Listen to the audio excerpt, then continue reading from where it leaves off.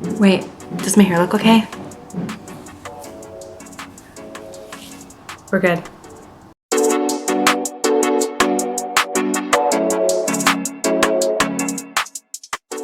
These are 6 perfectionism traits, and number 1, procrastination. Do you delay starting or completing tasks because you fear you won't be able to meet your own high standards? Have you ever let your bedroom or your house get messy and you keep saying, I'll do it later, but later never comes? Or do you have a test to study for or a deadline to meet at work and you wait until the night before and then you pull in an all-nighter, you get no sleep?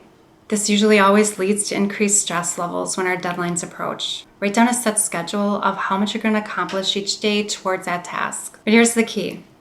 You have to follow it. It's so easy to not do what we say we're going to do. There's always things to distract us, or, if we just don't feel like doing it, we're not going to yell at ourselves. If you've never set a schedule for yourself and it feels a little bit uncomfortable, the only way we can really prove to ourselves that we can do it is by doing it. Then celebrate. You did it. Number 2, fear of failure. Do you have a fear of failure? It can prevent you from trying new things or taking on new challenges. Have you ever been invited to play maybe a new sport with friends or meet some new people at a local event, but the thought of not being good enough stops you and you decline because it feels safer? The fear of falling short can keep you stuck in your comfort zone, which can limit your personal and professional growth. We all make mistakes. We all do. None of us are perfect. Think to yourself, what is reasonably the worst thing that could happen aside from learning something new and having an overall positive experience? We typically fear the unknown, but once we accept we all make mistakes, and worst case scenario is we just learn and grow from them. Number 3, micromanaging. Do you have difficulty delegating tasks or trusting others to help you out? Do you believe nobody will be able to meet your level of standards? When we do this, our teamwork skills suffer along with relationships. Acknowledge and accept not everything has to be done perfectly. And also practicing feeling gratitude for receiving help can help as well. Number 2, difficulty making decisions. Do you struggle with decision making?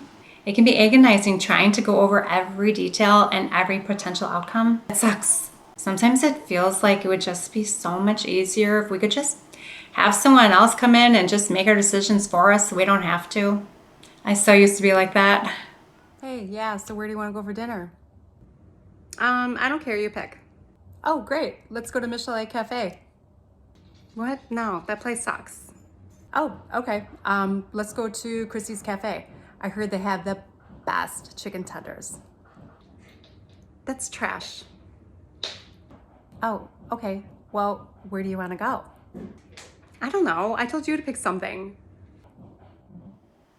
What worked for me was I would pick 3 things and I would choose from one of those. I would accept it and I would be confident with my decision and I would commit to it. Practicing that does help a lot. Number 5, imposter syndrome. Do you experience imposter syndrome? Do you feel like you don't deserve your achievements because you believe you haven't actually reached your standard of perfection? But at what level do you actually reach perfection? Haven't you reached it already at times, but then afterwards decide, no, that could have been done way better? This pretty much always undermines our own confidence when we block ourselves from acknowledging our achievements. Acceptance. Accept your achievements as fact. You accomplished this. Tell yourself out loud so you hear it, I did this and it feels good. The most important thing is while you're saying that is to attach that positive feeling to it. That's what trains your brain. Number 6, burnout. Do you get burnt out? All of this constant need to do things perfect leads to burnout. If you relentlessly push yourself to meet near impossible standards, you have nowhere to go but down. You set the bar just too high. It's too hard. It's an unreasonable expectation. Sometimes you might feel these little breaks here and there. You might feel good again. But then you find yourself right back where you started, repeating that cycle, and it can feel never ending. This can result in physical and mental exhaustion, decreased productivity, and even lead to long-term health issues. When you're burnt out, you're not at your healthy baseline mentality, where you're capable of making the smartest decisions that are in your best interest. If you're already in a burnt out state, one thing you can try is start out by taking a few deep breaths to help yourself regulate. Ask yourself, what are you feeling? Write it down, talk to a trusted person, rest in silence if needed, but tell yourself what you need.